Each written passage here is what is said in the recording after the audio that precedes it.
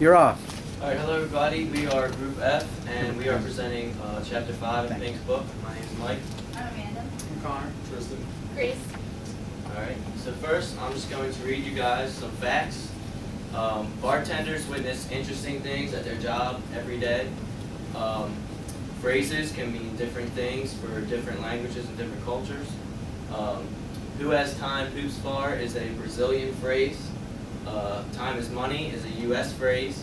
And people do disgusting things in public places every day. Now it's my turn. I'm a bartender. Used to bartend for 7 years, and the last place I worked was the Pink Quarter Sports Tavern in DC, 3 blocks from Verizon Center. So we were a very busy bar. Okay, one of those days, very busy. Was March Madness, and there were a bunch of college students there. This night in particular, it was Georgia against somebody else. I was in the main bar, okay, and there were about 300 students there, from the Georgia Bulldog. And it was very hectic, it was very busy. The night went super fast, and I never felt so great while I was doing it. Great. When we finished everything and we're cleaning up, my manager comes to me. His name is John. He comes to me and he says, "Amanda, how come Sarah upstairs were serving Dos Equis with salted rim and a lime and chit-chatting and giving a bunch of smiles? Why are you downstairs? We're like, not doing any of that." I was like, "John, who has time poops for? Okay?" And he's like, "What? I'm talking about beer and customer service, and you're here talking about poop?" I was like, "John, that's not what I meant. What I meant is that, well, Sarah had a lot of time in her hands that she could, fancy the Dos Equis with salted rim and lime, and chit-chat and smile and do all that. I was getting murdered downstairs with a bunch of Georgia, and they were all at me all the time. And you know what? They were lucky they got a beer from me." And he's like, "Oh, okay. I saw that he didn't really understand where I came from with the whole Brazilian phrase, but it's okay.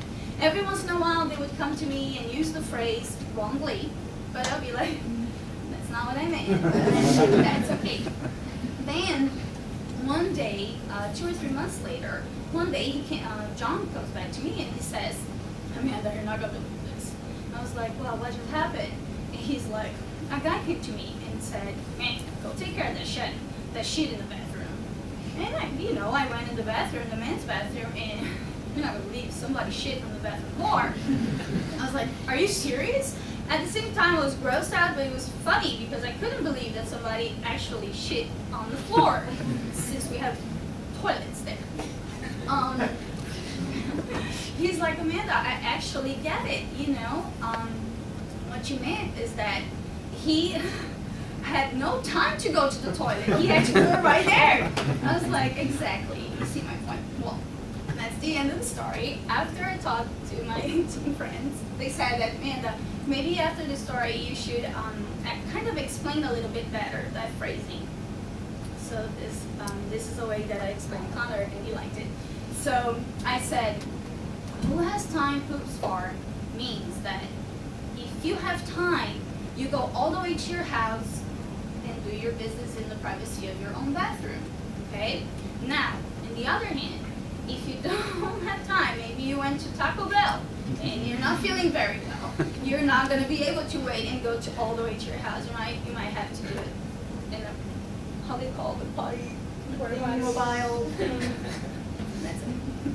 Okay, so really quickly, class, what was the more powerful way of conveying that message? Me just reading some random facts that you guys are probably like, "What the hell is he talking about?" Or Amanda taking those facts and placing them into context and kind of putting a spin on it?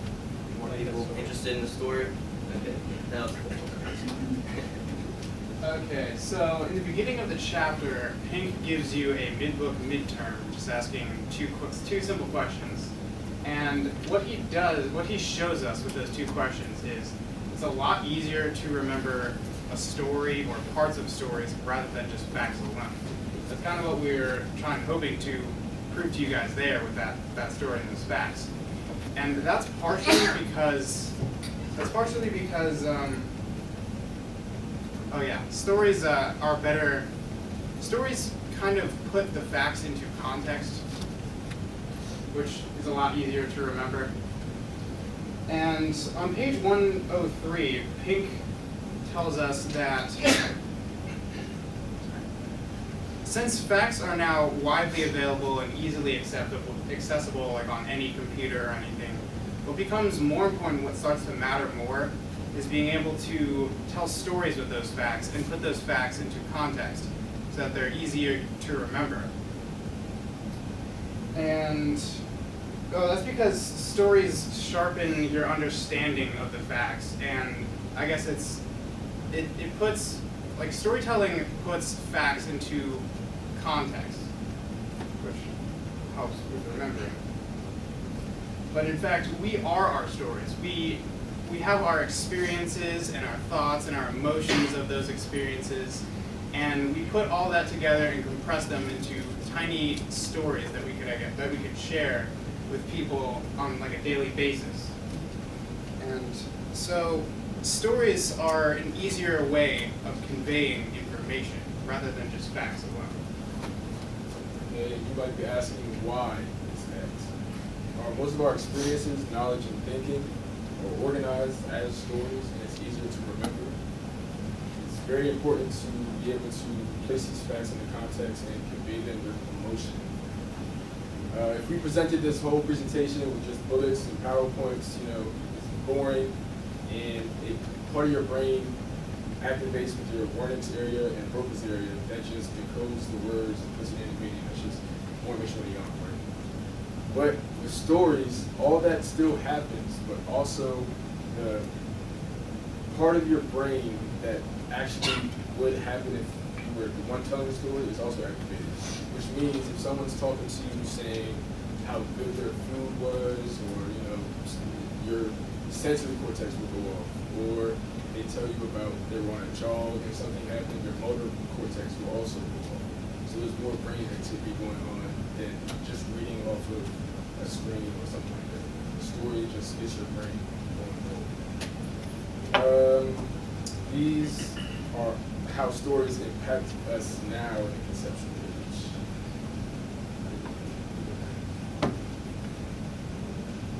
That's the focus here. So how can we apply storytelling to our everyday lives? Who here, if you have a problem with your computer, do you love reading the manual to find out what's going on? Hands? No, nobody. Do you ask your friends or talk to your friends about it and they say, hey, I had that problem, this is how I fixed it, and then it was so cool, and then I went out to get something to eat. You prefer that? Yeah?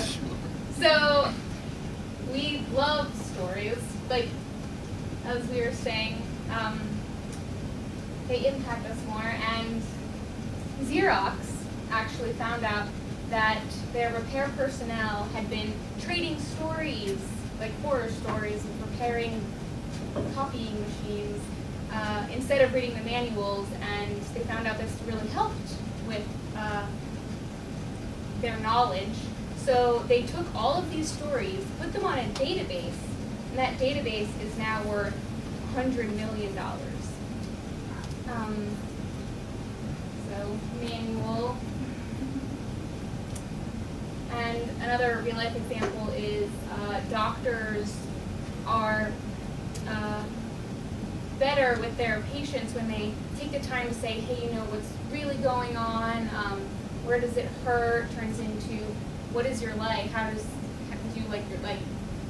It just, you have to have a really good relationship and listen to your patients' stories about how they maybe rolled their ankle. You have to be really attentive because maybe they rolled it in a different way than they think they rolled it, but if you listen to their story, it'll help you with your diagnosis and their rehabilitation. So we're going to just end on a quote that's from the chapter, and it goes, humans are not ideally set up to understand logic, they are ideally set up to understand stories. And that's our Excellent.